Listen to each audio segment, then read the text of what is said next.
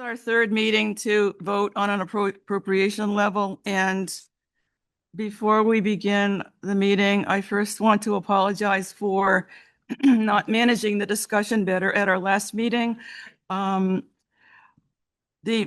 we did was we voted to rescind our previous vote on December 4th and then revote on a budget number. And Dr. Doggett's initial motion was for a lower budget, which was a lawful motion, though it was unexpected.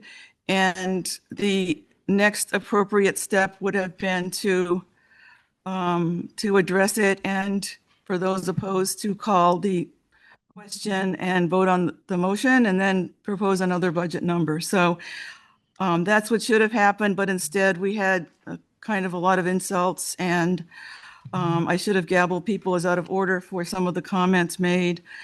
I think that things are a little bit tense about the budget right now, so I'm just going to say I apologize for not controlling that meeting better.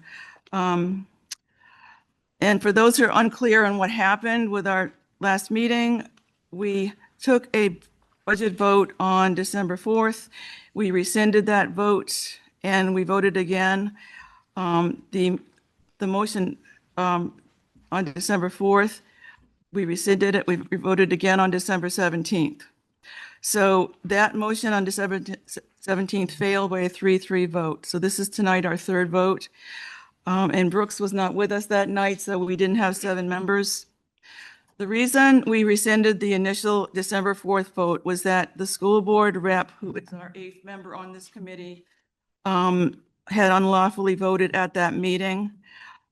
And back in September 18th, at a public meeting, I reported that the school board rep on budget is no longer a voting member due to a change in state laws. That statement I made was accurate then and it remains accurate today. Confusion crept in the first week of December when I learned through the New Hampshire School District Government Association that the new law making the board a non-voting member only applies to cooperative school districts, but not regional. And guess what's in our name? Regional. So I thought, oops, well, we're not a cooperative, we're regional, so I guess it doesn't apply to our school board member, so he should be able to vote. And that was a mistake because in fact, he should not have voted. And I only learned that too late that in fact, we are a cooperative district despite our name.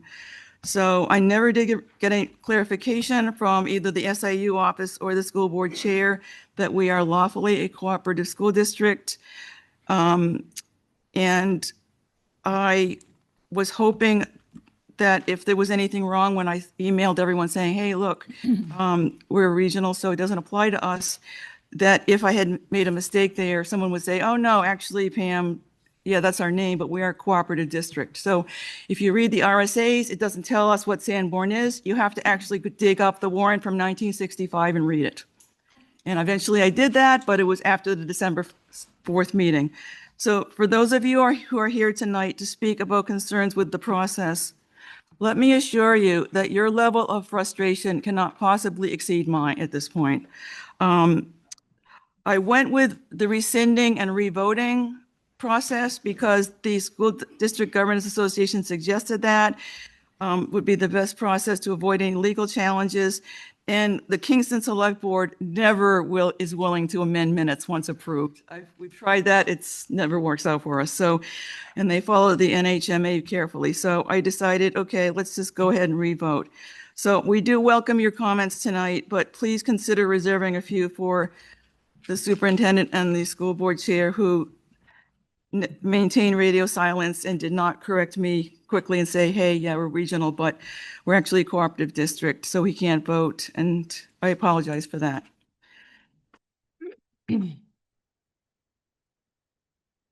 But I did find out we're cooperative, so you're welcome.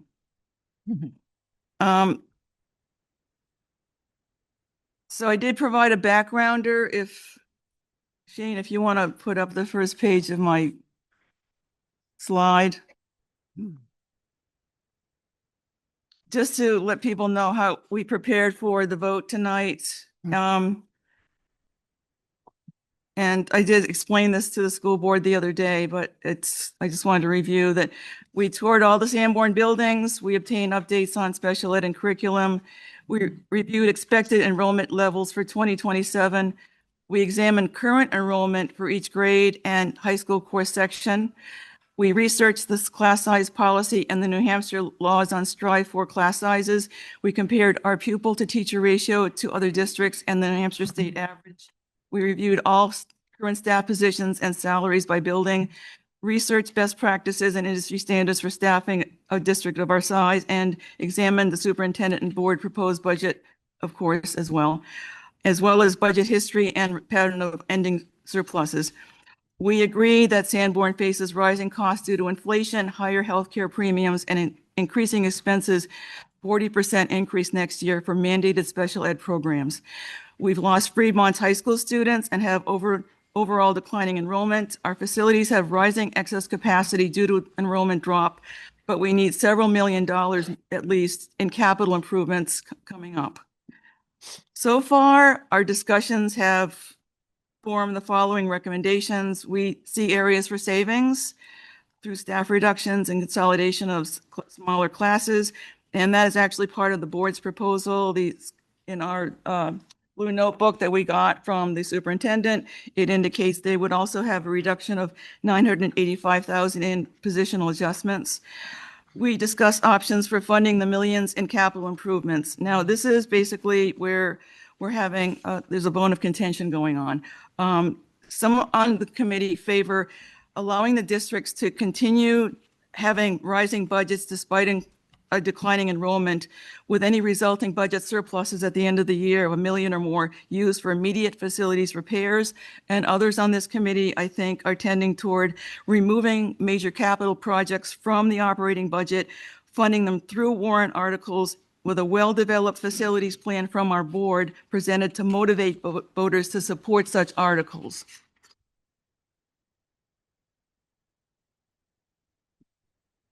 So our committee has been very careful and methodical.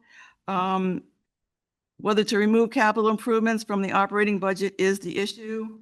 It was well captured at a recent meeting when Dr. Beckett asked Mr. Patillo on December 4th if he was hearing that, quote, budgets must retain overages because warrants won't pass. And he responded, that is exactly what is being said. So I think the December 7th meeting crystallized positions pretty well. I've been pretty patient, but I was pretty shocked after months of radio silence from the board and the absence of the board rep from our May, June, September, October, and November budget meetings.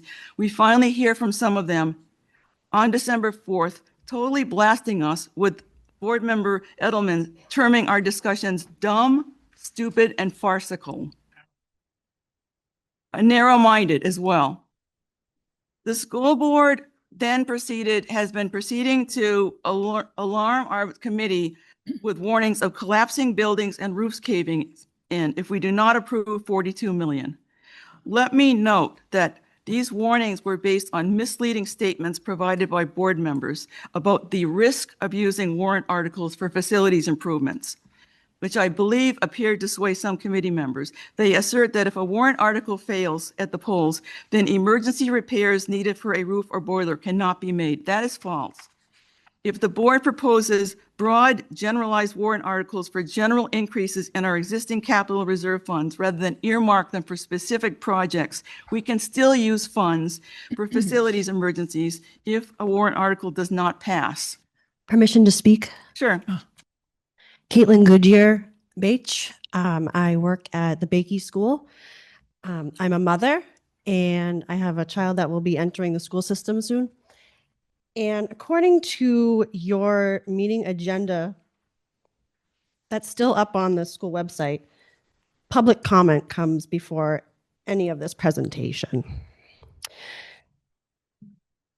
So rather than repeat a lot of information that people have already heard,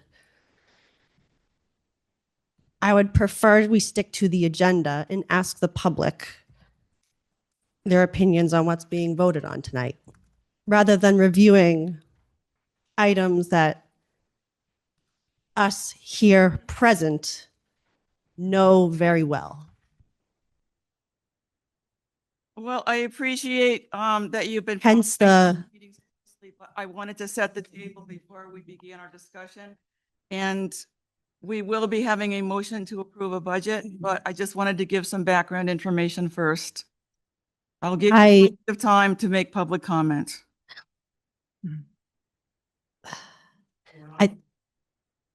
Yeah.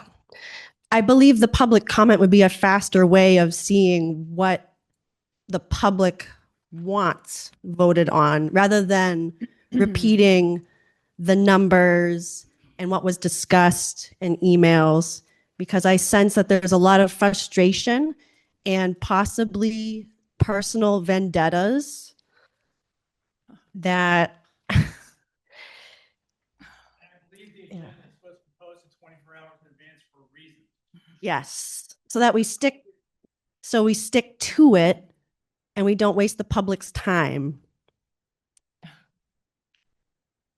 And I think the people here have a lot to say and would love to share their opinions before we continue on with the verbiage that we already know very, very, very well. Thank you so much. I'll let you speak in a moment. Thank you so much.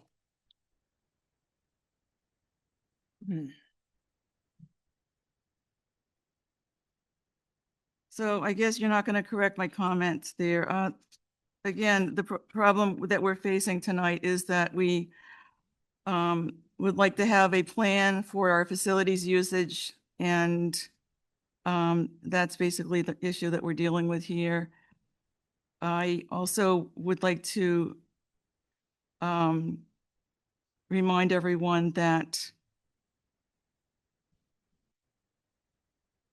I think I'll let Shane talk after the first public comment.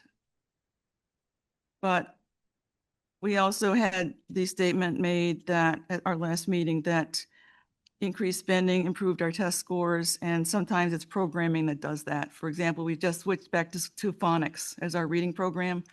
So a simple change in programming rather than spending is what could actually account for improved performance. That program costs money. CKLA costs a boatload of money. And we had facilities reorganization to free up that money. So, so I would like to now, I was going to set the table so that we can understand what we're going to be discussing tonight before we even vote, and then have public comment. But if you'd like to have public comment first, that's fine. So since we have so many people, if you could perhaps keep it to 3 minutes, that would be perfect. And I have a sign-in sheet tonight. Let me give you a pen. Hold on. With no pen. I've got a pen. All right.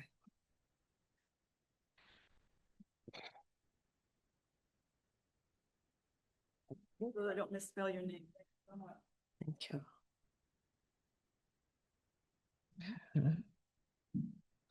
So, State your name for the video.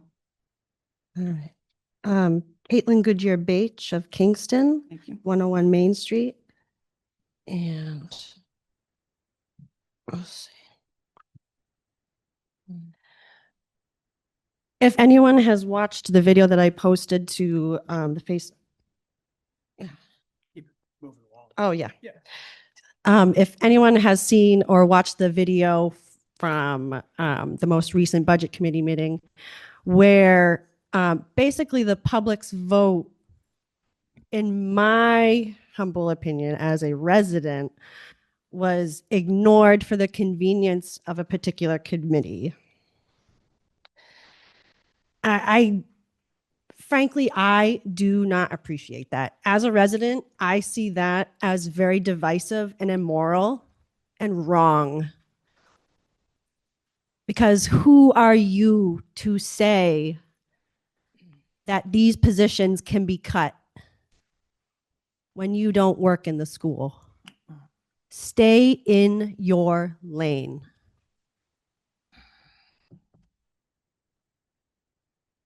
If you even work in the school, the people that we trust with those decisions are admin and our faculty, who have worked tirelessly to present you realistic solutions to this year's budget without naming specific positions they are willing to cut. That's not something we're even looking at right now. So naming them is just downright dirty and manipulative, saying that we don't need certain classes, we don't need certain teachers, we don't need this particular person working in their position. That's not your job. Stay in your lane, give us the numbers, and represent the public's wishes. We know that you, like all of us here, are unhappy with the taxes and how they rise, but the fact of the matter is everything is rising. The $2 million increase to the budget is just for the people that are hired right now and the insurance rates that are projected for next year. It's not anything luxurious. It's just our obligation. So by cutting significant amounts from even an equivalent budget to this year could be devastating to our school system. The backbone of a community is their school because they're bringing up the next generation of taxpayers. Now, do you want the next generation of taxpayers to be uneducated and in a building that's falling apart with staff that don't have licensing, staff that don't care, are just here for a paycheck? You want people to care. And by caring, you have to stay in your lane and do your job that you are hired to do, you are elected to do. You are not elected to put ideas in the public's brain on what positions we don't need, what programs we don't need. Shame on you. That's up to the school to decide. Give us the numbers. Thank you. I'm on this committee. Could I speak? Till public comment. Okay, can I come and speak as a public person then? Have to take a number.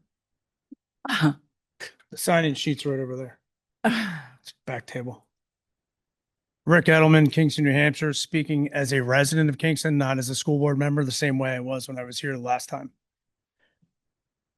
First and foremost, thanks for, this is a volunteer position. You're elected to do it. So I'd like to say thanks for doing it because I did it. And I know it's a lot of work. So appreciate you. But I want to focus on facts. I have a lot written down, so I don't go off script here. And our responsibility to use language that accurately reflects those facts. There's been a lot of discussion about the school board needing to, quote unquote, sharpen their pencils. It's a catchy phrase, but it doesn't reflect how school budgeting works in New Hampshire. School boards are not required to arbitrarily reduce budgets to hit a number. They're not required to make cuts to satisfy political pressure or make cuts that undermine educational adequacy or legal mandates. The board's obligation is to promote what it believes is the best defensible budget, not necessarily the cheapest one, and then allow the voters to make the final decision. Once a budget reaches the board, which still hasn't happened, I'm confident that is exactly how it will be evaluated. At the December 17th, 2025 meeting, around the 3-minute, 36-second mark, Pam made a statement that voters are unlikely to support massive facility improvements, quote unquote.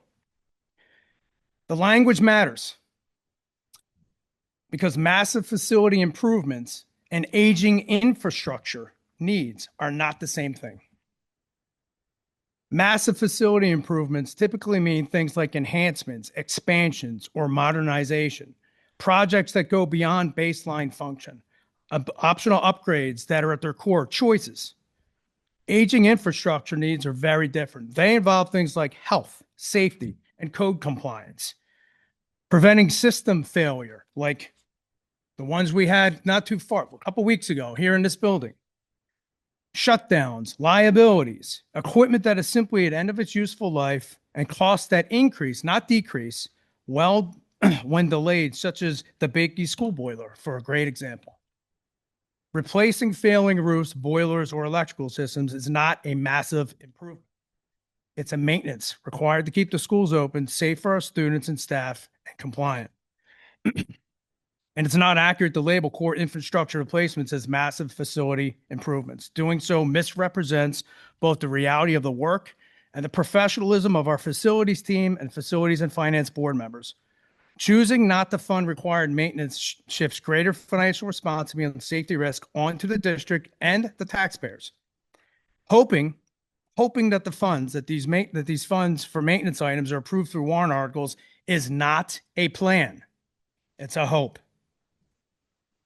Also, at the December 7th meeting, around the 3-minute 43 mark, it was stated that enrollment drops below 1,000 in 2028, and that facility's reorganization is a quote-unquote emergency situation requiring immediate board action, even before a superintendent is hired, unquote. Pam, you said it. I believe this characterization is also misleading, a word you used a few minutes ago, Pam. With a permanent superintendent to be appointed shortly, the board's responsibility right now is to prepare accurate and complete information and data points, not to lock in outcomes. Outcomes should begin with community engagement, and it shouldn't precede it.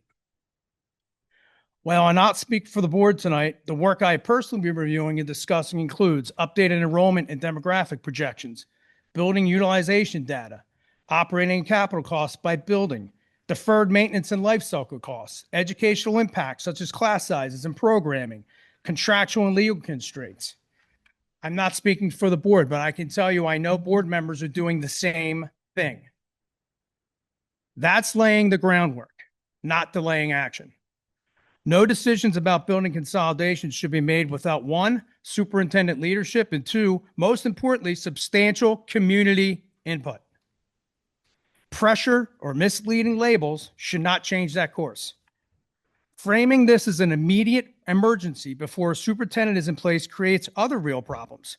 It strips the incoming superintendent of credibility.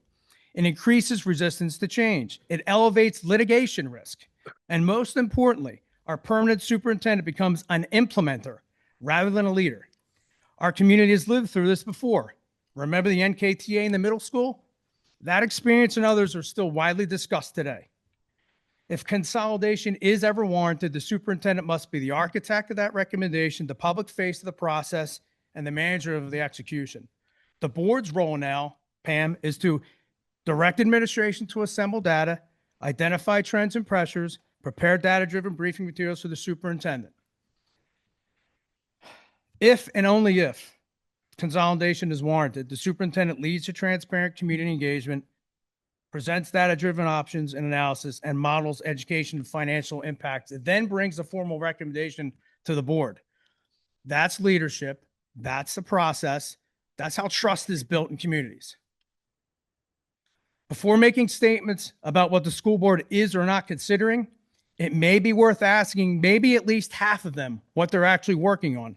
Because I know you just said you spoke to board members. You've never spoken to me about any of it.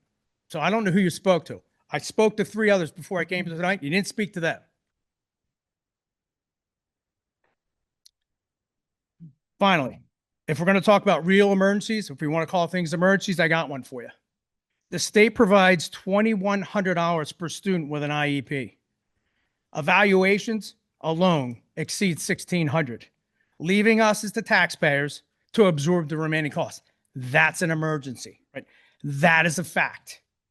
That's where facts and the misleading comments sort of get construed. And sometimes, facts get in the way of a great story. I use that saying a lot. When I hear stories, I don't think you guys should be doing that. Maybe not all of you.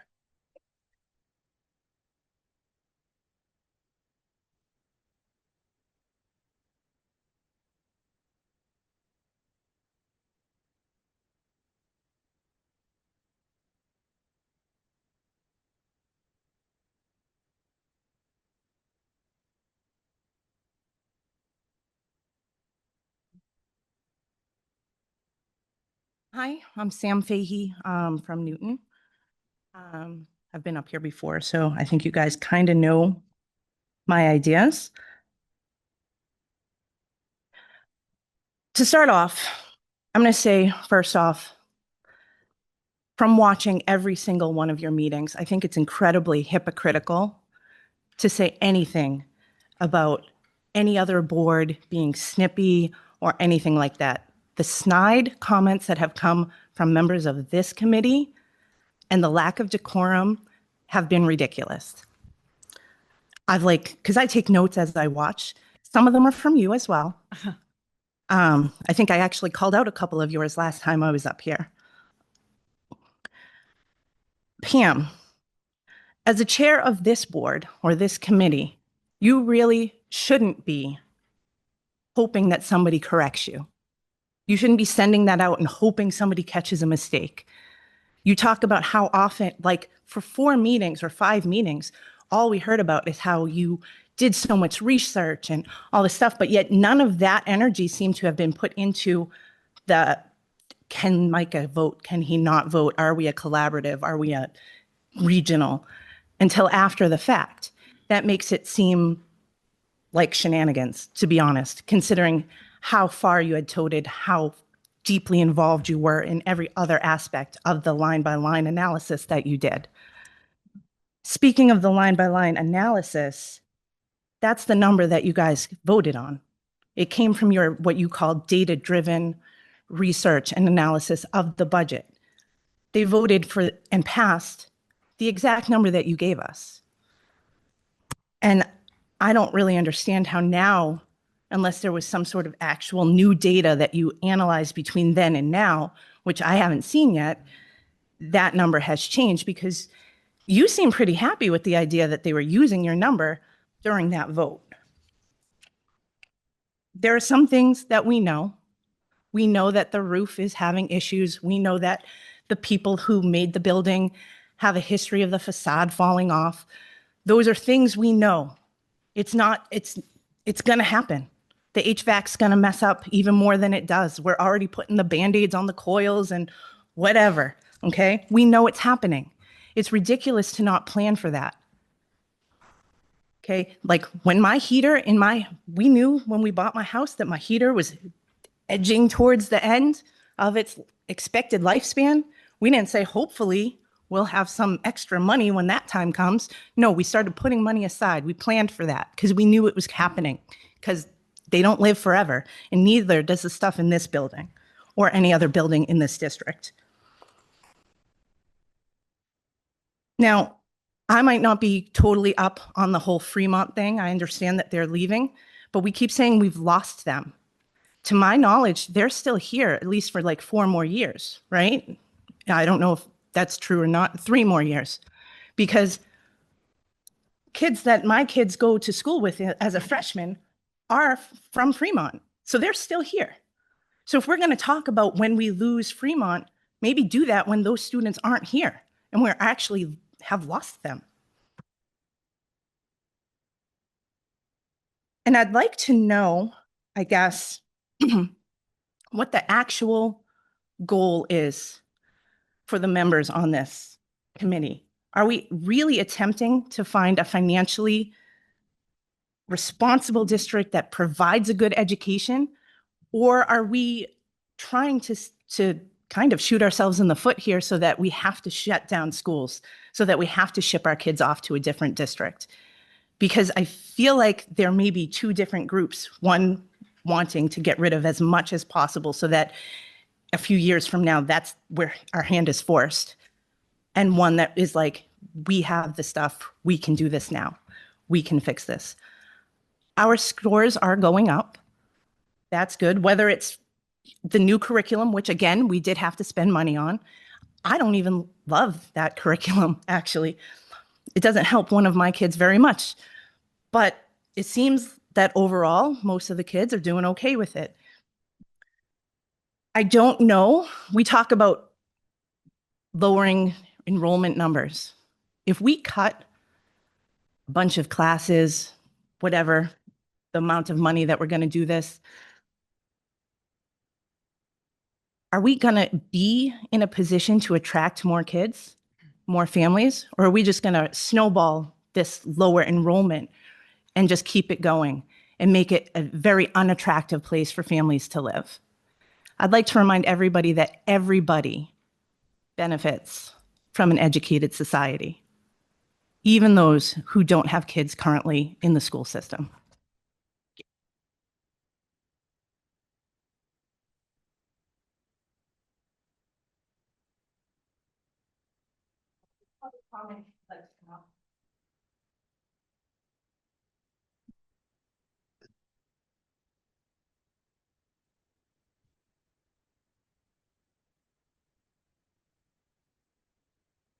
Good evening.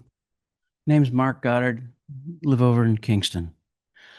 First, thank you all for being on this board, because it's a lot of work. I know it is. Having been on other boards, I don't know how you're holding yourselves up. I do understand from previous comments that there are maintenance issues with the structure. Everything does have its lifespan. That I agree on. It sounds a little bit like maybe the maintenance schedule wasn't done correctly. That's speculation on my part. Maybe that should be looked at. What isn't speculation, folks, is the fact that our enrollment is dropping. I hear different numbers. And I hear that probably in 2-3 years, we may have buildings that just don't need to be occupied anymore. I hope, and I hate to say hope because hope is not a plan. You should have a plan on how you're going to mothball or put into storage these buildings that can't be used. That needs to be done to protect the town's investment. So please think about that. In addition, regarding the dwindling enrollment, within maybe 5 years, if you follow the planning board at all, we're going to have some houses built. There are plans that are being approved as we speak. Some already have. Hasn't happened yet. However, in the meantime, the dollars are going to matter. The tax burden that this town is shouldering is significant. And with dwindling enrollment, and according to some of the stuff that I've read, I have a DOE regional SAU historical data sheet on Sanborn's performance. And there's a whole lot of dwindling performance by the students. So you got to ask yourselves, is the town getting the most bang for their buck? Because over the past 4 years, my taxes have gone up over 50% in just 4 years. It's getting a little hard to live here. The previous speaker said everybody benefits from an educated society. That is true. If you go back to the founders and you look, that's exactly what they say. I don't know who said it, but you cannot enslave an educated mind. Unless, of course, you get old. Anyway, thank you all for your volunteerism, and come up with a plan. Come up with a contingency to make sure that the buildings, if they are empty, they're not just falling apart. But you've also got to think about how much. Thank you.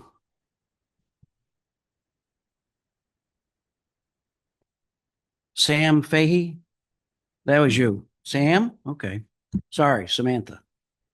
I'll just, Mr. Goddard, I just want to make a couple comments on what you said, because I'm sure you didn't imply anything, but I'm not sure when your data set's from, but I just want to make sure, the students, but when is this from? What Yeah. year? Well, right here. Yeah, Well, look- wait a minute. Is this the proper forum to do this? Well, no, then I'll just make my statement. Jack, Okay. Your statement was that the students are dwindling. And I don't, you probably didn't mean to say that, because I know for a fact that the students that are in all three schools have actually overperformed as far as where they were year over year, especially those coming out of a COVID environment and getting thrust into a CKLA, the most rigorous English program we could put in for them. So I'm sure you probably meant maybe there's some that are dwindling. that's right from the Department. of I don't see the Education. word dwindling. So I just don't see that. Well, So- okay. So maybe I missed it. Since you like words, how about graphs? Yeah, okay. Can you show me the dwindling graph, please? Right here in all of these. Like I said, I don't want to, somebody else. So that's here. 23, 24. Where's last year? Where's the last year's Well- numbers? That's my point. Take it outside. Thanks. Thank you for your comments.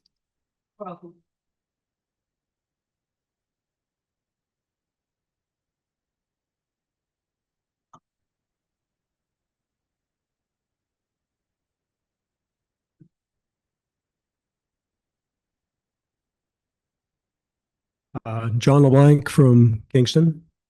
And I will start with saying thank you for all of you for being up here. I was a member of the school board 10 years ago or more. I know what you're going through. It's no fun. I appreciate your dedication to the time and everything. My only comment is, and it was already kind of stated, we shouldn't be here tonight. There was a vote made on the 4th. It was rescinded on the 17th. It shouldn't have been rescinded, or another vote should have been made for the same exact number to see if that number would have passed, the same number that was on the 4th. That was the right thing to do. This is an extra meeting you didn't need to be at, and none of the people in the audience needed to be at. And I really think the right approach tonight should be to take that same number that was previously approved, make a motion, and approve it. That's all I have to say. Do I have to sign the sheet? Yeah, sure.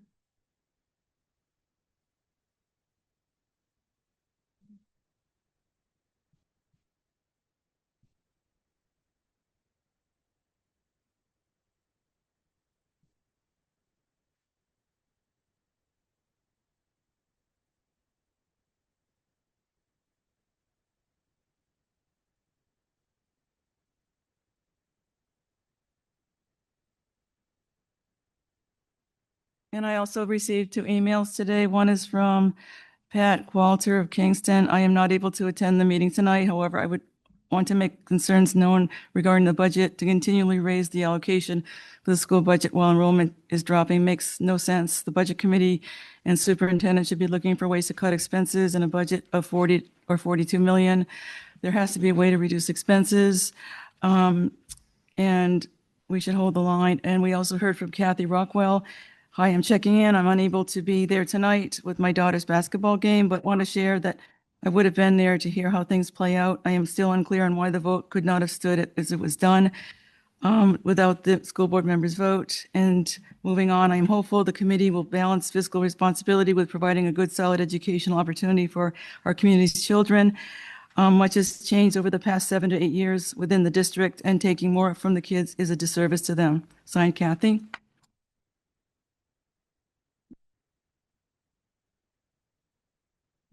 Permission to speak? Sure, go ahead. I'd like to make a motion to approve the original budget that was approved by the public. You can't make a motion. That's a committee. That's what the committee does. Committee members motions. Can we save ourselves some time? We're This has getting- already been covered. And a lot of people Thank you here so have spent a much. lot of time, Anyone else want to speak tonight? your time and the board's time and every member's time. Thank you so We've much. spent a lot of time.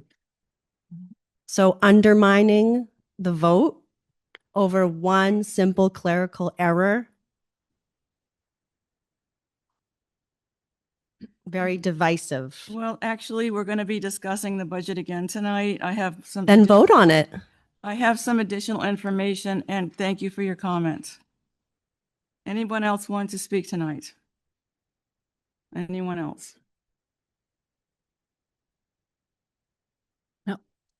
Pam. Oh, I'm Ann Banks. I live in Newton. To me, the white elephant or the elephant in the room is that Newton cannot afford this budget. We have other priorities that need our funds. I realize the schools are important. Our town hall is important. Our library is important. Collecting our trash at the transfer station is important. All of these things are important. We can't afford everything. Other towns have said, that's enough. And I think it's time for Newton to do the same.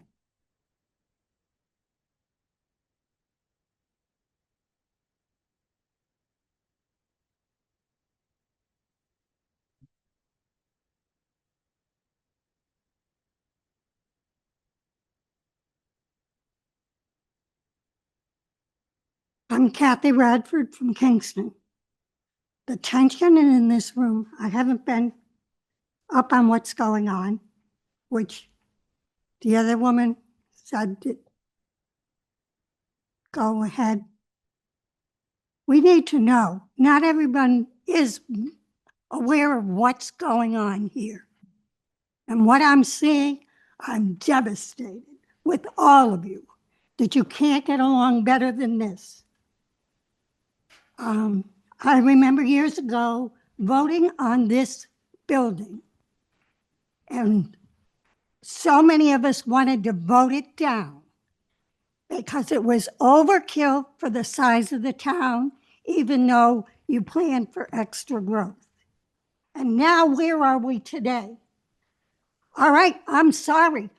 Maybe the school board doesn't know everything.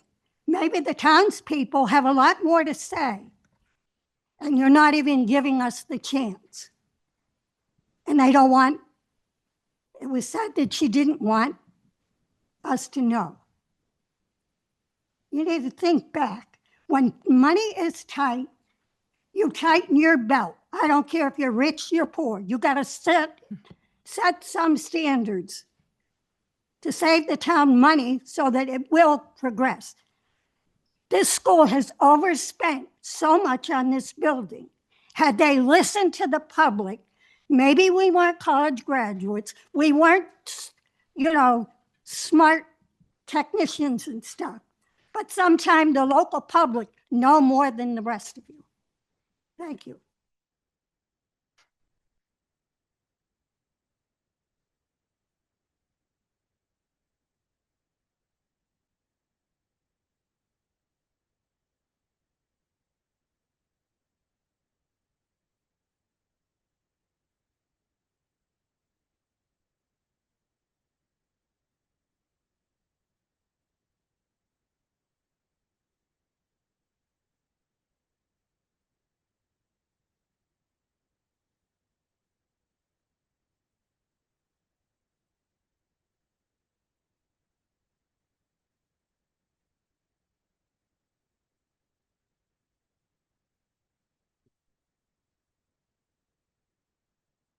I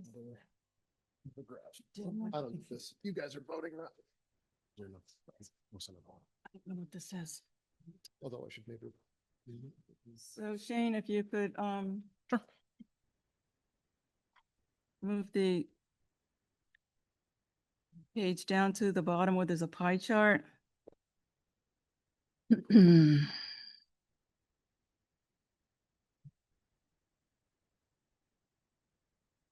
So before we vote on a budget, I just wanted you to know that over the holidays, I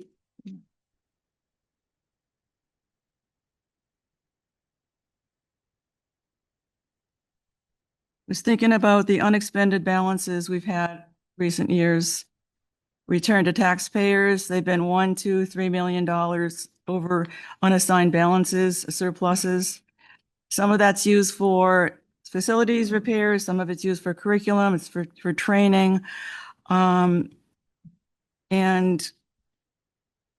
there's a slide that does show that's, I believe, in the handout, that's the total return to taxpayers. The gross amounts of surplus are larger because they were used for facilities improvements, for example. So the question is, do we want to maintain large surpluses or significant surpluses to repair, patch together our buildings?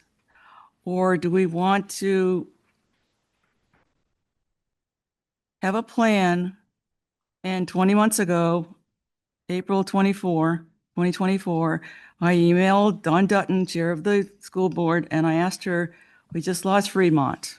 What's the plan for our facilities? That was 20 months ago. So when I say emergency, I mean, it's been 20 months and there's no plan for our facilities. Our building capacity, excess capacity will rise to 43%, almost half. I got one email from her and that's it. It's not even on the board's annual goals this year. It should be, I agree. Misleading. Thank you.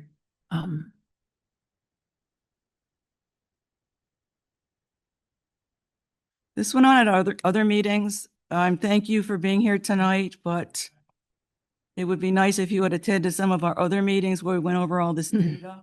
Like, make misleading statements, man. That's all I'm asking. I'm just saying, I did contact. Point of order, please. I'm sorry. This is getting out of control here. I wasn't allowed to speak. You shouldn't be allowed to speak either.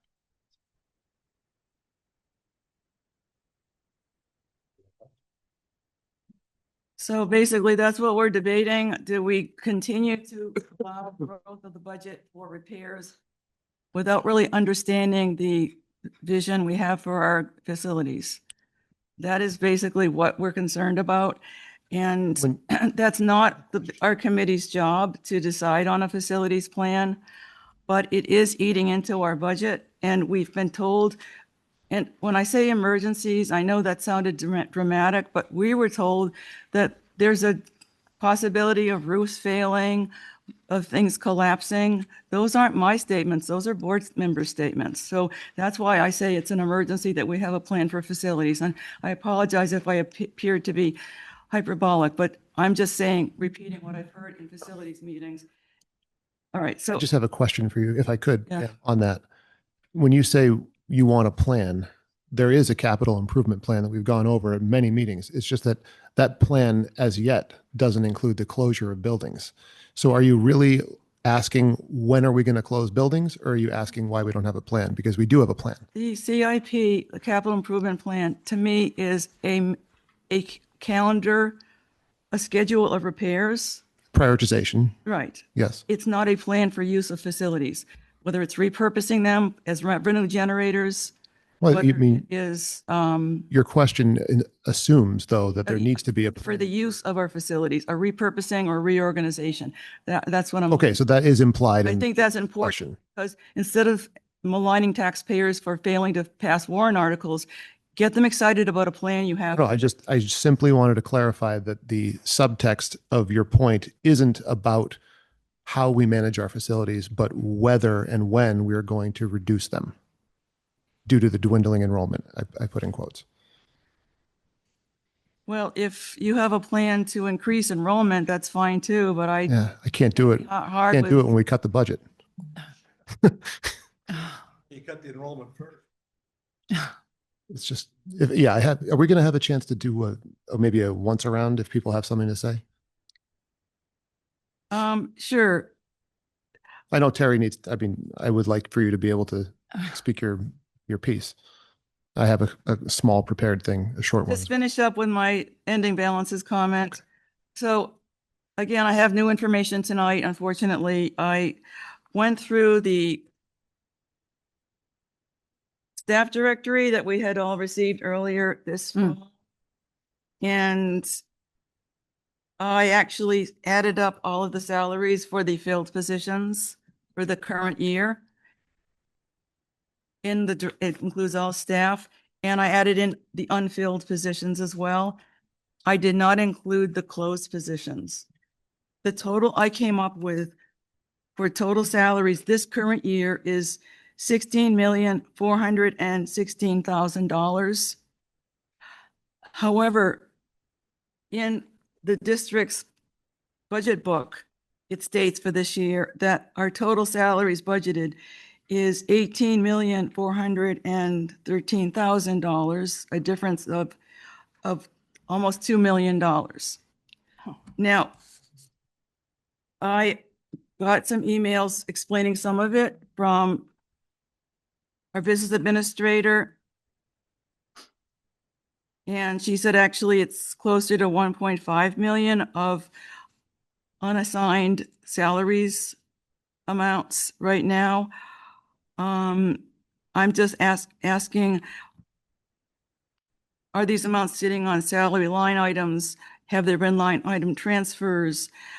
I was also told that $500,000 of that number, of that 1.5, is for salaries for closed positions on our staff directory. Closed positions, not unfilled, closed. And we have hundreds of line items we've all poured over these months. And sometimes we wonder why there are large gaps in the amounts being spent versus the amounts sitting in accounts. When we try to ask for an adjustment, we're told everything is mission critical, nothing can be cut. But when we see these overages, we wonder, are the numbers we're getting reflecting accounting reality? Last year, the total unexpended salary was $495,000, and we have 1.5 million of an overage right now. Now, it's not making it easy for us to formulate an accurate budget. And I was informed today that actually, if we reclassified some of our staff this year, the difference in unencumbered salaries is $746,000. So I guess I would ask, so on the books, how much of that 1.48 million has already been transferred to other line items? If the net result is 746,000, any?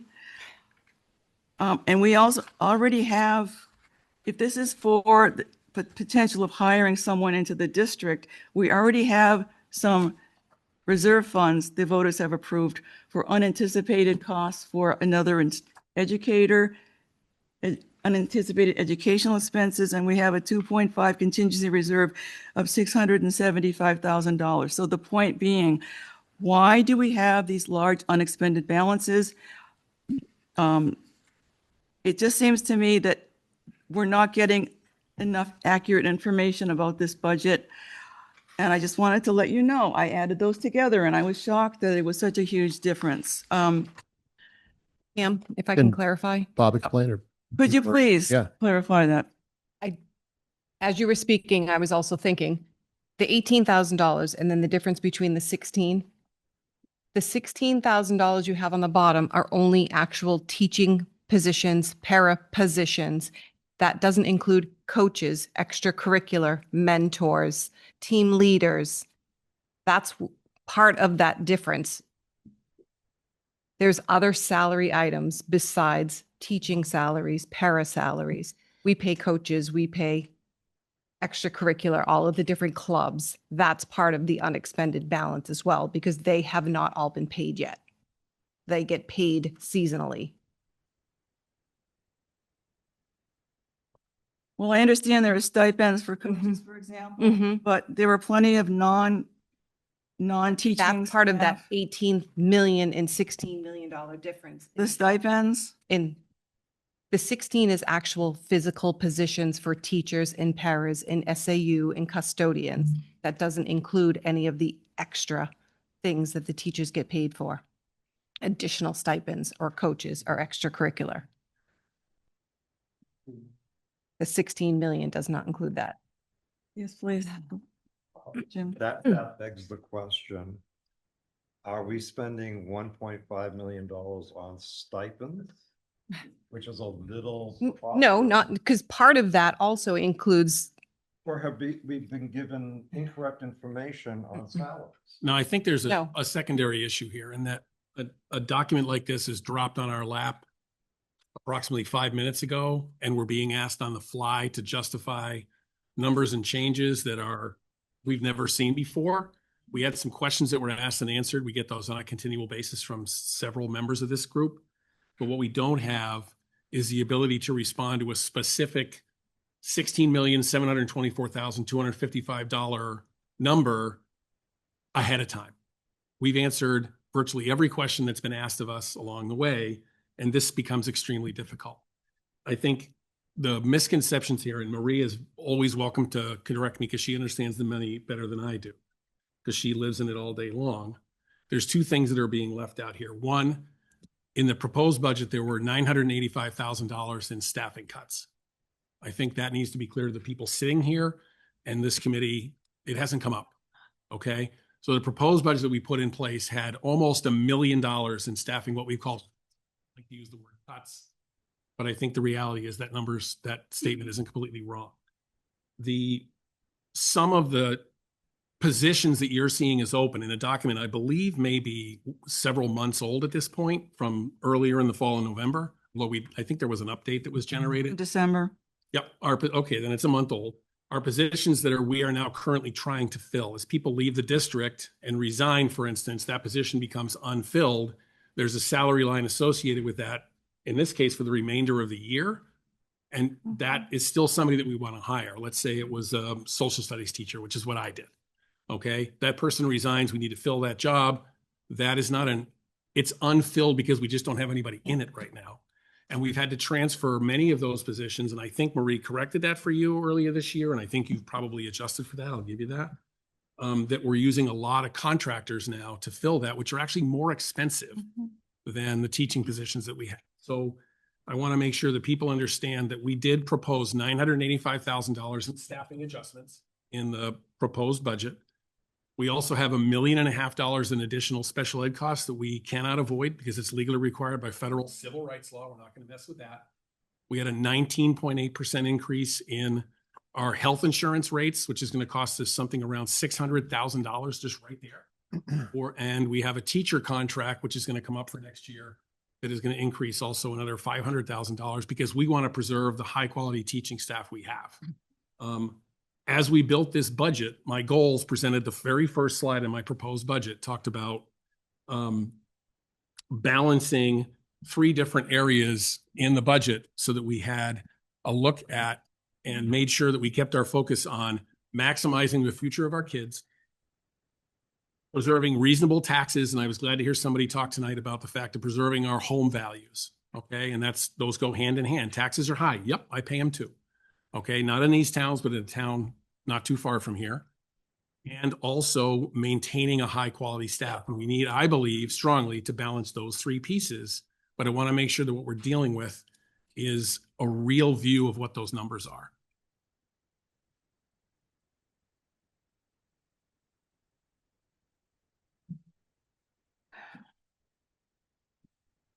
So Shane, did you have anything you wanted to add about enrollment trends before we make a motion? Sure. Testing. Hopefully I'm close enough here. I did do my own little bit of research into, Kingston, Newton trends and everything along those lines. Let me try to zoom in here. So it pretty much fell in under 4 different parts. The first one is using the bicentennial census data of how is Kingston and Newton going? In terms of the population under 18 from 1990 to 2020, in Kingston, it's decreased by 42.3%, Newton 34.8%. The senior population for Kingston has grown 158%, and in Newton 81%. So there's no doubts that we are in an aging community here. And that's reflected in the median age. So same thing, 1990 to 2020, it's up nearly 16 years, with current estimates of Kingston around 52-ish, and Newton raising another 13 years. Current estimates bring it around 48. And residents aged 45 plus in both towns. So for Kingston, it's about 57.5%, and in Newton, 51.7%. So while if you're above 65, you do have the elderly tax exemption, at least in Kingston, to write down a portion of the cost of your houses, but that's now bringing the cost onto younger families. And then the majority of the voter base, being more on fixed income, is getting a little bit more sensitive to any increases. Number two, housing affordability. So the median price for a house in Kingston and Newton is $565,000. Of course, there are outliers as the median. Following, 10% down payment, current interest rates, not getting above 28% debt to income, you need approximately $190,000 to afford this median priced home without going into abject poverty. The current median household income as of this year is $105,000 for pretty much both towns, leaving a very substantial impact for a gap. According to New Hampshire Housing, only about 15% of New Hampshire households can actually afford this median priced home. So with this effective shortfall, younger families, as part of the rest of the data from 25 to 44, are being more priced out of this area. Newton used to be a big commuter town after people were priced out of Haverhill and Amesbury, but now they're being priced out of there as well. In terms of student enrollment, from what I was able to find, the 2008 to 2009 year was the peak for this district at 1,948. And according to what was submitted to the Department of Education for fall enrollment this year, we're down to 1,126. So following that continued projection, in theory, if nothing gets better, we'll be down to roughly 560 students in 10 years. So according to a survey or a document that Newton was able to get for their tax burdens and all of that, the contractor they found chose, based around building sizes, we have a maximum capacity of 2,131 students. So in theory, right now we're at about 52% of our total capacity, down about 1,000 from their totals. By 2035, that could be about 25% utilization, which that goes back to everything we've talked about so far about the buildings. We're in this fixed cost of these buildings are expensive. There's not much we can do about that. But as the student population continues to follow the trends that it has over the past 15 years, the cost per pupil is only going to get driven up, and we're going to be cleaning, heating, and insuring more empty buildings. The last part was Fremont's tuition and revenue risk. So this is from the Fremont meeting school board minutes from November, as well as all my other numbers were from the town's budgeting and other information like that. I do have all the sources for all of this as well. So as of right now, for this school year, according to the Fremont minutes, we are charging them $29,284 per regular student, which is about a little over $9,000 higher than the rest of the schools around us. Special education, we charge a flat 50% premium. So for a total of almost on 44,000 per special education student to Fremont as of this year. From what I was able to find, according to those same meeting minutes, Epping charges a flat 25%. And while Pinkerton uses a tiered model, Fremont was able to get that they'll be charged at least another 10,000-ish more per student. So as of right now, it is, Fremont has started the process of leaving our district. So this number will slowly go down while they transition out. But that does mean the rest of the taxpayers for Kingston and Newton will be burdened with an additional $5 million. Main problem with that is bringing in other districts. If everywhere else around us is charging roughly $20,000, how can we remain competitive with these totals? So if Instead of going through your charts and your tables tonight, can I just attach this to the minutes so it's posted on the website? absolutely. Okay, that's what I think I will do. Yep. So thank you so much. Thank you. Can you bring up my next Excel? Sure, Sure. please. I want. Thank you for putting all this together. Only one thing to take into account, while I'm not certain of Kingston's elderly tax exemption, in Newton, the limits are so low that almost nobody is eligible. Do you know that? You have to be really in bad condition in order to be able to get an elderly exemption in Newton. You cannot make more than 35,000 a year. You cannot have assets of more than. Once those two things kick in, most people in Newton that are senior on fixed income, and your Social Security does count towards the income. So if you're getting Social Security and a small pension, you probably have priced yourself out of being able to get an elderly exemption. I'm not certain exactly what Kingston's levels are. And once you get them, at 65, it'll take $100,000 off or assessed value of your home. With the recent increase in the assessed values in the town of Newton going up anywhere from 27 to 48%, the numbers just don't work. So while it is a lovely idea to have something just like this, which is, I believe, $250 off your tax bill, and a couple of other minor things that you can do, most of these are still using numbers from the 1990s. And just like if you're in your 90s today and you retired at 65, your Social Security is still based on what you were earning when you were 65. Those people are literally between a rock and a hard place. Thank you.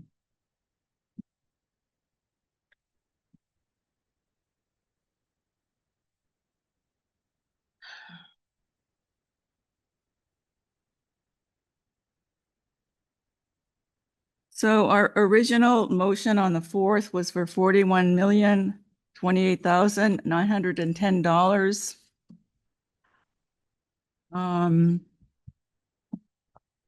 And I was asked, well, what did you change your mind at the last meeting? Because I got clarification from municipal officials experience with warrant articles about whether capital improvement failure at the polls would deny us the right to make facilities repairs if it was no means no. And I got clarification there. So that's why I did vote for the lower number on December 17th instead of the original number. So that was the original number, $41,028,910. And yes, this is my original Excel file you see up here. I have listed some reductions based on data-driven research. As you can see, I've given you a handout tonight to explain where potential reductions could be made. I feel it's important to justify the numbers presented instead of just saying, here's 38 million, good night. And I will continue to list positions for potential adjustments every day that ends in Y.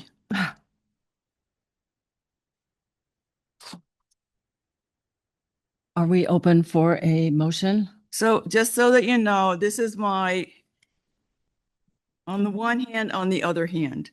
The number here is lower Because if you scroll down a little bit, keep going. One possibility is to reduce the budget number, but endorse adding to specific warrant articles that involve capital improvements, special ed risks, which we talk about a lot, the risk of potentially having high special ed, and adding to the unanticipated educational expenses fund, should we need additional educators. So that's one option, is to lower the operating budget, but offer additional warrant articles increases. That is something I could support. If they raise the number, I cannot support warrants. It's one or the other. So this is preferably what I would like to see happen. And it's up to the board to generate some warrant articles, but this is just one possibility. So we Is still this an need- appropriate time to make a motion for? Yes, why don't you go ahead and make a motion, Terry? I would like to make a motion to level fund it from the previous budget, with the caveat that we will support warrant articles, as Pam has already pointed out, as they are up there on the spreadsheet, the special ed, expendable trust fund, and so on. If What is that? level funded amount would be 40,527,000 would be 40,527,000. 40,527,000. Yes, 527,559. 59. Where's she getting 527? That's what this year's operating budget. Oh, So that's the current year's operating budget. The level operating funded budget for the current for year. next year. That's pretty close to, And it's very close to that number that you have up there too. yes, I agree. One second. So discussion, let's go around the table. Comments? Are we going in an order? Jane? I mean, we will need budget, I mean, again, I voted no last time. Sure. I think it's just the warrant articles. I do agree that they will help with what we've got going on, give the taxpayers their ability to vote on what they would want for this. The main thing is, if we do level set it at 40,500,000, again, there was the shortfall from last year. If we do the warrant articles, again, the tax burden will still increase pretty much no matter what we choose here. So it all just depends on, as you mentioned earlier, Pam, do we want to go for a lower budget with higher warrant articles, or do we want to just have the higher budget without the warrant articles? Or therein lies the question, is the tax burden going to be 41.5 or 42, regardless of what we choose, if we go for warrant articles and a flat budget? So no matter what we choose, the tax burden is probably going to be the same. It's just however we want to dole it out. With an increase in the capital improvement maintenance reserve fund of $169,000 to increase it to 650,000 would again be a board move, but the board would have to articulate the reasons we should be investing in our facilities, long-term or short-term. And that's my entire goal. It's not to replace the board, it's to get them to start talking about our facilities.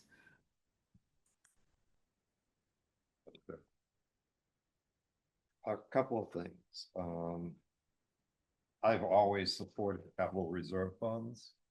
One of the important things about them is that it puts money that I am willing to contribute into a bank account for future need. The three that are listed, if you scroll down on the screen, are very reasonable. And quite honestly, I would expect, or I would hope that the school board would propose them to come out of the unanticipated fund balance.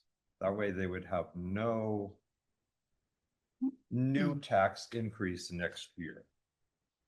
they would still have a certain amount of tax increase because it's money we wouldn't be getting back to offset taxes, but not be any new tax increase. Whether or not, There's no guarantee. which of the two numbers, I mean, I had no problem seconding Mrs. Bennett's Second. 40,527,000. Honestly, I am not really upset at 40,735,000. That's either way. We cannot generate the warrant articles for other than Article 1, which is the budget. We can recommend to the school board. If they choose not to do that, that's on the school board. Well, I mean, we can generate the warrant articles. What we can't generate is votes for them, despite how much Pam insists that we need to educate the public about why they're important. If I had my own graph, it would be a bar graph of warrant articles that have passed that needed to pass in these towns, and it would be very small bars. That's kind of the issue. These are fairly small, and I come from Newton, a very conservative, rather poor town. And our town warrant often has capital reserve funds that are paid out of the unexpended fund balance. And they invariably pass in the town of Newton. That being said, since there is no guarantee in politics,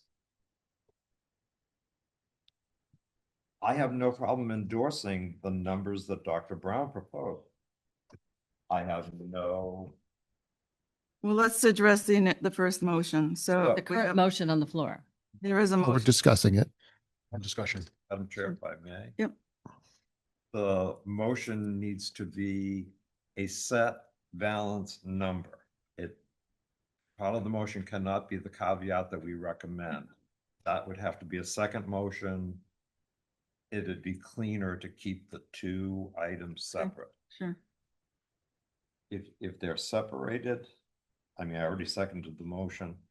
I would rather see them cleaner because, as you know, and as the audience knows, problem isn't being challenged by somebody who likes what you did. It's being challenged by somebody who doesn't like what you did. And, you know, with the last vote, everything could have been copacetic. 3 days before election, somebody who's not happy has finally got all their ducks in a row, goes to court, creates an injunction, and we have no budget to be voted on, which happened it wasn't Claremont, but it was a town up near Claremont a couple of years ago, where the budget number became 0. And people were told that they, could not vote on them. Jim, on this, I want to say I agree with you because I like the idea that it's clean and it's a set number, because I do think that even putting numbers like that up there of warrant articles that this committee has no power to create and doesn't know whether they will is a bit of, a flourish of taking the rabbit out of the hat, as if we're going to balance these numbers. If we just approve this lower number, look, we have the money's up there. It's no guarantee. My second was to Dr. Brooks. I'm aware, but I support your Brown put up on the screen regarding where she saw possible reductions. Has absolutely no. Oh, that's her own, but no, it's those 3 numbers that I got a problem with. Explain. Sure. It's those 3 numbers on the bottom that I have an issue with. Because if for people looking at this out there, it looks like, oh, it's going to be fine because we're going to increase those. So for line may not happen. 25, it should be labeled other adjustments, not adjustments used in warrant articles, because we Absolutely. set the warrant That's right. for the ballot. So I would simply put other adjustments there. Well, I don't know how you justify that at all, because how are you going to, you can't factor that into your number. We have no idea what's going to happen at the polls. What you're doing is you're hopping on a wagon that's got 40,735,000 on it, and that's it. Very possibly that's it. And I think it's disingenuous to sell the idea to the public that those other funds will be increased as a compensatory measure from this lower thing And will be available. and will be available when we need them, because it'll take 2 years, even if they are approved. Well, you've already assured us that we have at least 1 million in unexpended balances every year anyway, so 293,000 seems pretty. Which I have assured you also go to stabilize the tax rate, as Jim just mentioned. If that's not there, you're going to feel a hike no matter what. And I guess can it be my turn now, just for a minute? Yeah. Thank you. What's that? Yeah. Oh, no, as the school board representative, not as a member of the community. I just want to say that I hit my tax bill went up too. I appreciate the presentation, especially by the gentleman here, about the fact that our community has many individuals in it who are on fixed incomes and whose Social Security can't possibly accommodate these kinds of changes. I understand the issue. I do think that before anyone, as we have this motion on the floor, I do want to just consider one thing. We keep on coming back to one thing. We keep on coming back to this one number or this one quantity, which is cost per student. And it seems to me that cost per student is one metric that you can pull out of a budget. And when you look at how many students you have and you look at your overall costs and you can just do some quick math, and it doesn't look good. I grant you that because it's very high. However, it's a blunt instrument. It's a bit of a red herring as far as I'm concerned, and it's not a strategy. Enrollment matters. But I think that, like we've already talked about, we're ignoring fixed costs. We're ignoring the fact that we can't run a school like a business, in the sense that when enrollment goes down, we can't necessarily reduce all the different parts of our obligations in terms of the facilities. But more importantly, I think we need to talk about the benefits of lower enrollment. And I don't mean that it's a good thing. I want more kids in the school. I want more kids in the school. Okay. But when we have lower teacher to student ratios, for example, no one's considering the benefits of those things, which can have long-term effects on quality, on scores, and desirability of the schools. Okay. If you start reducing staff, if you start taking these measures, all you're going to do, I think Sam mentioned it before, is exacerbate an issue that's already there. There's no way. What was being proposed here isn't a way to fix the trajectory of the graphs that we saw in some of the attachments that we've been given here. What we're looking at is taking a measure that's just going to completely preclude the possibility that this district ever turns around. And that's the concern that I want to really talk about, that I want to bring to the board. Do you know what I mean when I say that? In the sense that if we start cutting the budget, if we start addressing things in this way without trying to make the best of what we're actually, to Rick's point earlier, our scores are trending up. And it is due to the fact that we invested in teachers and we invested in curricula and we invested in things that matter. And small class sizes, aren't the worst thing in the world when it comes to outcomes. And you start having good outcomes, you start being more desirable. You start being more desirable, your home values do go up. The community becomes a place people want to move to. So the way to get more students into our schools is to lean into our schools and do what we can to create opportunity for our kids, not to continue to cut the things that are all the benefits that we just invested in the schools. This is my issue. Districts are doing better than we are in terms of outcomes, with larger pupil to teacher ratios. And I know that I'm not supposed to talk about research or data or anything, but the number one driver of success for students isn't class size, but it's the ability and experience and competence of the educator in the classroom. That's a So, that's a fit. I was going to say that's a fantastic point. teachers got salary increases. Only thanks to Kingston. Think about that when we talk about warrant articles. And yes, and the reason they got an increase in salaries is because we expect them to perform well, but if the class sizes are underfilled, that's going to be a concern for the voters. They're going to say, why should I vote for another salary increase when our class sizes are so small? But this is what I mean. So we should right size our class sizes is what I'm saying. This, what I mean though, is since when did class sizes being smaller become such a negative thing? I'm an educator. You're an educator. You know that you can do a service to 15 students way more than you can to 30. That's not up for debate. You've never seen my classes. Well, I've seen mine. Like 70 students, but anyway. You're down the river. Well, we need a point of order, please. So we do have a motion on the table.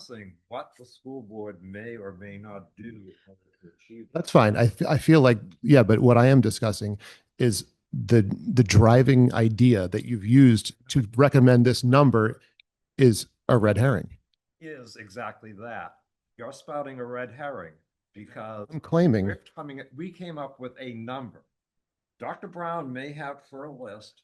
I have my own. It's not about the list. Completely different. No, it's not about the list. It's about the philosophical idea that you can tie the success or the measure of success of a school to its cost per student. It's fallacious and it's not always the case. And it's being used here to try and convince people that we're failing because the cost per pupil is high. That's not an adequate measure of whether or not this school is failing. This school is succeeding. A lot of these, every single year, this school churns out students that are doing amazing things. And it's succeeding in a lot of ways. And it has been doing that for the past 50 years. That's I'm a product of Sanborn. That's right. However, as we've been already castigated tonight. Permission to speak. Put up to try to interrupt the proceedings. We need to stay in our lane. We're not discussing class sizes. We're not discussing. Let's go back to the tape and let's go look at the video and see how many times it was mentioned. The motion on the floor. Excuse me, but the next public comment, we welcome you to come to the mic again, but not right now. I just request that we revisit the motion and hear opinions from the rest of the board rather than bickering back and forth. Let's have a discussion. We are having one, please. We're trying to And- have one. Please. And it is a critical point because this point is what is informing some members of this budget committee's approach and their core reasoning for trying to reduce the superintendent's proposed budget. As the school board member and simply a commenting, non-voting member of the committee, I find it my responsibility to try and expose flaws in the logic as I see them. So that's what I'm doing. And now we can be done. We can move on. Pointed out, but I'm not supposed to repeat data that we have. 10 years ago, we had 10 freshman English sections, and now we have 5. So we do make adjustments over time. As Sure. enrollment declines. Of course. It's happened. It'll happen again. All districts are going through that. We don't want to be Claremont. That's all. That we can agree on. So other comments before we vote on this motion? I agree with Micah. We have to be careful. I worry about warrant articles. We've seen them not pass. I know we've talked and it's been said that maybe Kingston is a little bit better. They have a higher success rate of passing warrant articles. Newton is certainly not great at it. That's why we don't have a middle school in Newton anymore, because we voted down repairing it. I don't feel like we can rely on these warrant articles because 1, we can't propose them. So it's up to the school board. So we can't guarantee they're going to be there. And 2, we can't guarantee they're going to pass. I can't support the number that we're presenting, saying that we're relying on warrant articles. You could propose an amendment.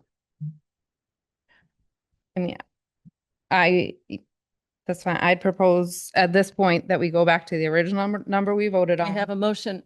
We'll vote on this On the- first, and then if and- it fails, we'll have another motion. She can propose an amendment, I Yeah. believe. We did an amendment the We did first that time last we time. voted. There is a motion on the table that hasn't been addressed. Could I just make one comment about why I proposed that particular number? And I agree with what you're saying. Capital, in my mind, capital improvements and should not be part of the operational budget. Operational budget means this is what we need to operate the school system. We If should, we need a new roof, that needs to come out of another budget. Voters should be allowed to vote on whether they want to fund that or they want to lose their equity in the school buildings. It's not our position to say, you need to cut that position, or you've got 7 math teachers, you should only have 6. That's not our job at all. Our job is to say, we think this is the reasonable budget. We see some places where it could be saved, where some things could be approved. If you find some other way, but to live within that budget, and then have these capital improvements be on warrant articles and trust the voters. Voters want to have a say in this. feel like we're also, I don't know, we're interchanging the words capital improvement with basic building maintenance. A caving in roof isn't an improvement. It's just maintenance. When we talk about capital improvement, like I know even our own plan, it's called the capital improvement plan. I think that it does an injustice to the real reality of the fact that these aren't these vast modifications that are happening to the buildings that are making them greater than they were before. It's just basically maintaining what's Why were we there. told we need $1 million to replace the roof on The the big high school? roof. But isn't that a capital improvement? That should not be part of the operational budget. Why shouldn't it be part of it's maintenance? A new roof? Yeah. What do you call it when yours caves in at your house? You got to maintain. You have to maintain your building. That's where the word comes from. It's maintenance. Do you And, maintain your like I house? said a few meetings ago, we can't debate it or wait until March to bring it on a warrant article while it's leaking on kids 50 feet that way. You got to have the money there. When it impacts students directly and their ability to learn, it can't be something that you hope for. Well, we're kind of having a circular argument I'm done. because we've already said we've got the middle school that we're leasing out, the old middle school, we've got Bakey, we've got the high school. Is it time to reorganize our facilities? That's the basic question the board has to answer. And I feel like if we did reduce the budget, it definitely puts pressure on the school board to justify facilities improvements, facilities repairs, roofs, AC units. Do they want to do that? I mean, there's a bridge over in Plastow. I know you've seen that sign going down to Walmart. It says the road is closed because they didn't fund a bridge. Sometimes things don't get funded over time. With declining enrollment, we need to have a plan for facilities. So reducing this number by 293,000 when everyone's already said a reasonable cushion is $1 million of unexpended balance every year. I don't consider this an unreasonable request. So let's vote on this number, then if it Dr. fails. Brown, I don't want to end up in the same bind we were in previously. I believe that Member Balukas was going to make an amendment that was cut off. And I don't believe if we're following Robert's rules that should have been. I think she has the right to amend it at this point. If I'm correct, I may be incorrect. I don't think I am. But I think if she wants to continue to make that amendment, she should be allowed to, so we don't end up in the bind we were in previously. Okay, let's go ahead and hear the amendment if you'd like. So I would amend that at this point, we return to the original amount we voted on December 4th of $41,028,910. The one we voted on December 4th? Yes. We go back to that original amount that passed. It's what the voters expected. It's what the board or the budget committee, voted on. So I amend at this point, we go back to that amount and stick to that amount. Needs to second it. Is there a second? I second it.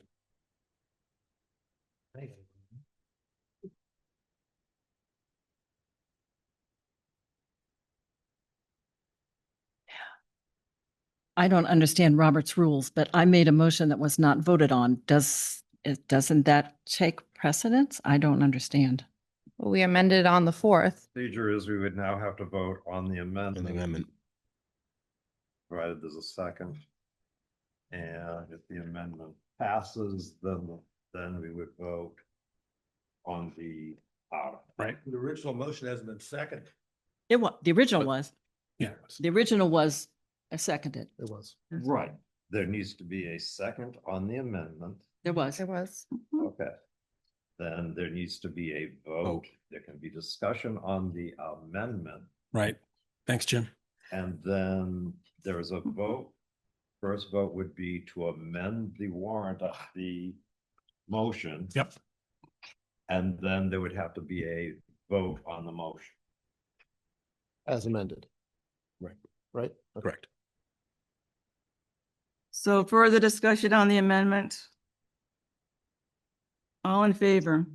Aye.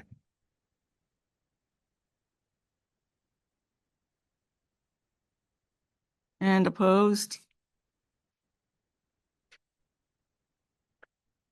And did you vote no, Shane? I voted in the affirmative. Okay. Didn't see you. I didn't see him either. I did. So the amendment passes, and now we're going to vote on the motion as amended for this new amount. 41,028,910. Any further discussion?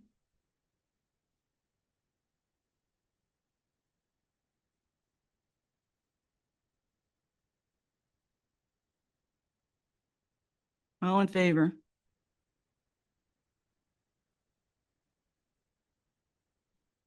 Opposed? So that passes. We have a number. Yeah.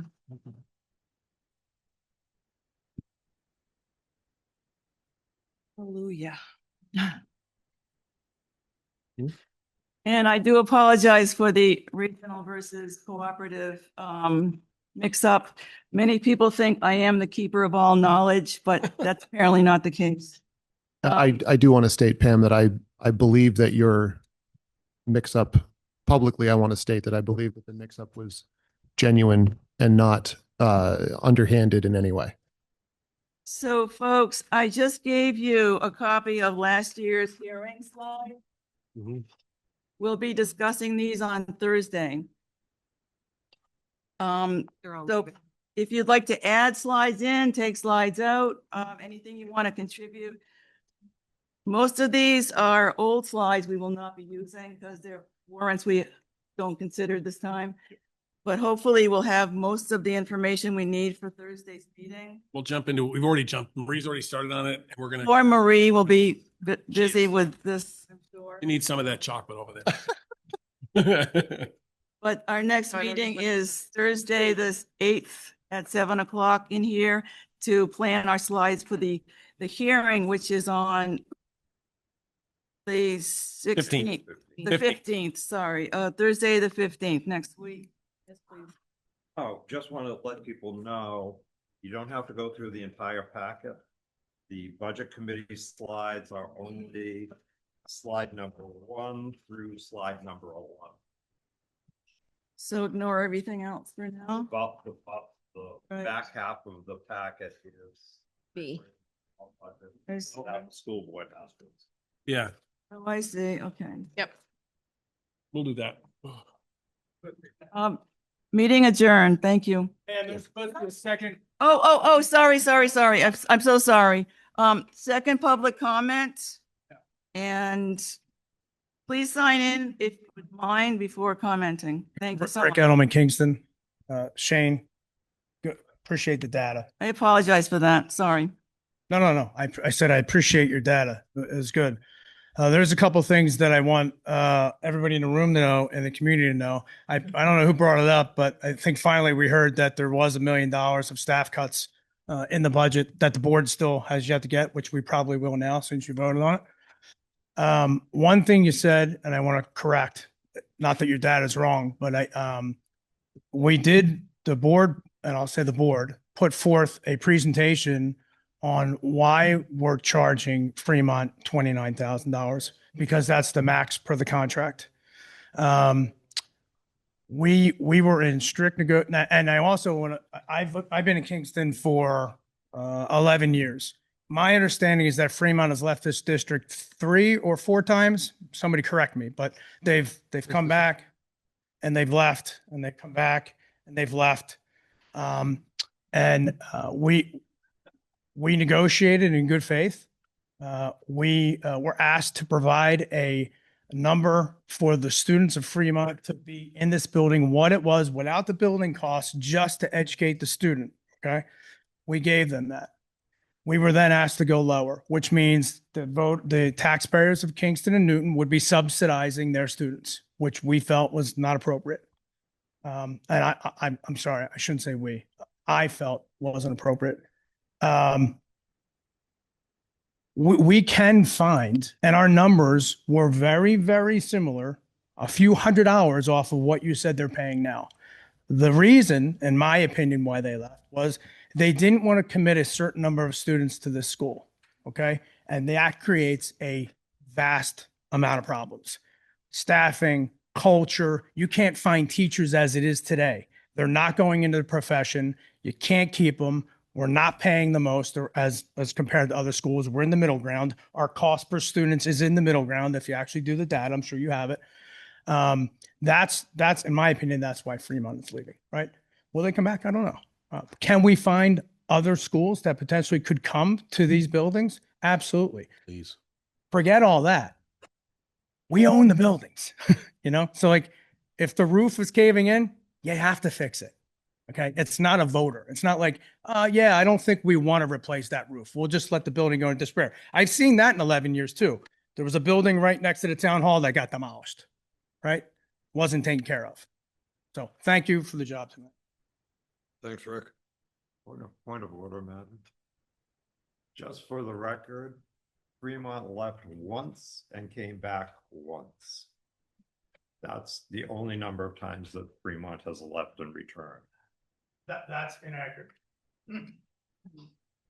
Just saying. You have to go. No, We're still in the meet. No, Well, we're still in session. we're still in session. Can you, There's a public comment. sorry. Thank you so much. Rob Trusolo, Main Street, Kingston, New Hampshire. I follow schools because I have a lot of kids. I see the trend. I'm disappointed in the direction our public schools are going. If you want to look at where it's headed, you got 2 directions. One is your wraparound education. We don't need new curricula. We don't need a new math program. We don't need a new English program. We need a teacher and children and a book. The programs that you see are succeeding right now go back to classical education. The trend now, as you see going forward, is your wraparound education. It's a failure, and it's going to cost $40,000 a year for a kid. Okay, you really need to start looking at what that's going to cost the community. We have a beautiful building we need to take care of. We don't need to go forward like Massachusetts is with the wraparound education. Okay, I'm scared, I'm nervous, and I'm sad because education is becoming a waste. The kids come last. Okay, we need to start looking at going backwards in our education and start teaching kids instead of, my wife's on her eighth new English program. How can you find 8 new English programs? You're taking the words out, you're changing languages, and it's failing. Okay. I almost want to vote for $4,000 a kid. You're at $20,000 a kid. And I know you think that's a bad number, but what are those programs coming in? Where are they coming from? And again, just pull it up. It's there. The trend is wraparound education. It comes with doctors, therapists, dentists, haircuts, food, and a community. That's not education, okay? And if we keep going down that path, we're going to be at $40,000 a kid. And then you'll have nobody in these schools. The teachers aren't leaving because of salary. The teachers are leaving because they can't handle what's going on. You saw what happened to the Bakey. You're damned if you do and you're damned if you don't, Okay? You're putting these teachers and these administrators in positions where they can't educate. And why are we going down that path? The school board needs to look at that before this board comes in and says, no more money. Because the town is getting sick of it. You're pricing elderly out, and we can't be going down that path. Thank you.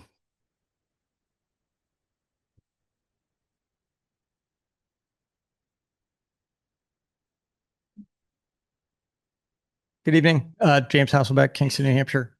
Father of 4 kids in the district, and I run a large construction company across 4 states. I have a very good understanding of P&Ls.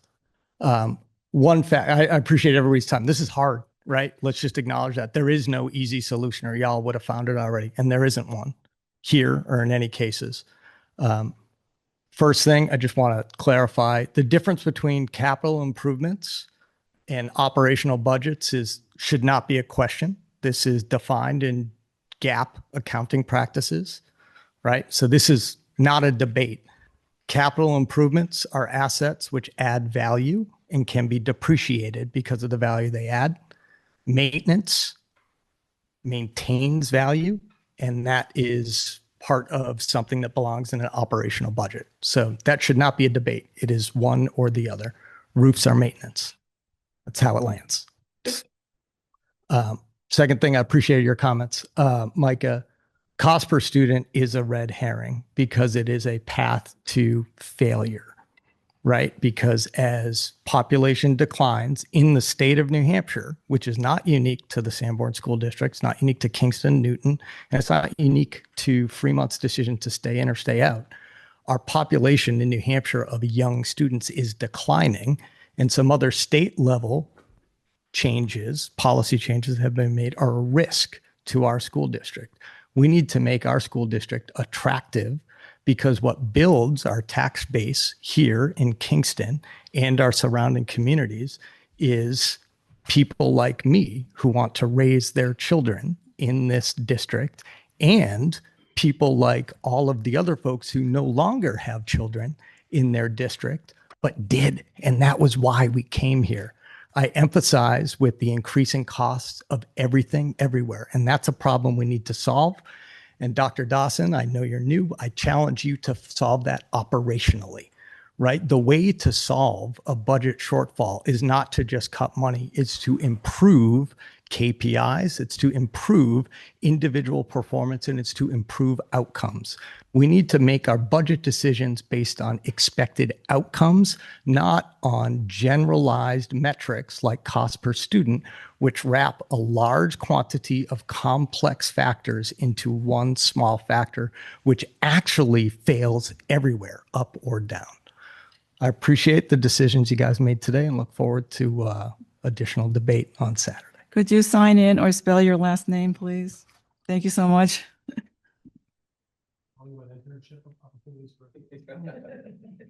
Yes. You are excellent, Right. Jane.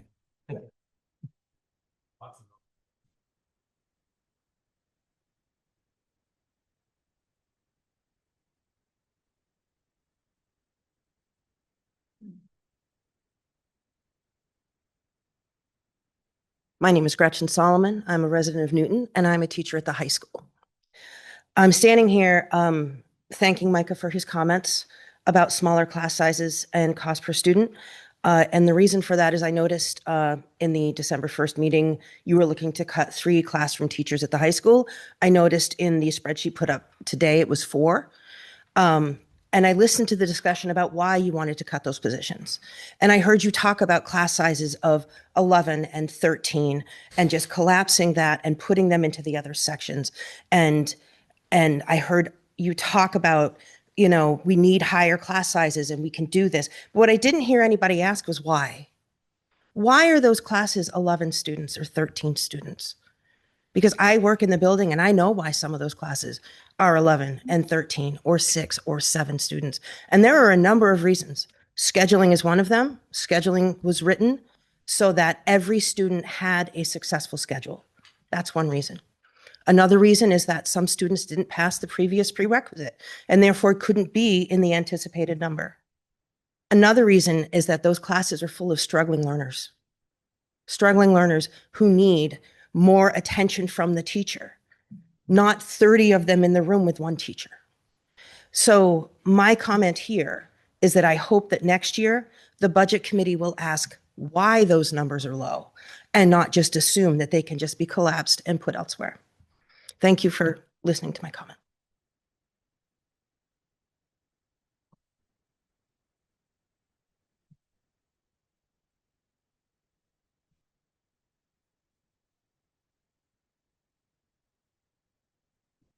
Good evening. My name's Scott Rollins. I'm from Newton, and I have no students in the district. I'm also not a teacher or an administrator or anything of that nature. Thank you for your time tonight. We really appreciate how hard this is. And I'm just going to make one comment to the public. Somebody paid for your education. Somebody paid for it. And just because you don't have a student in the school district doesn't mean that you don't have a responsibility to educate the children of this area. We all have that responsibility to make this society better.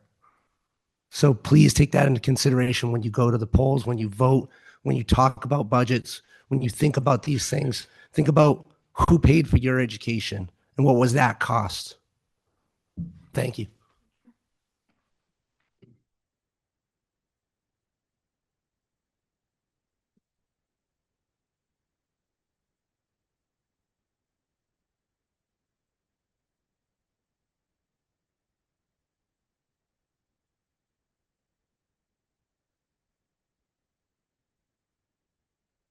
Anyone else?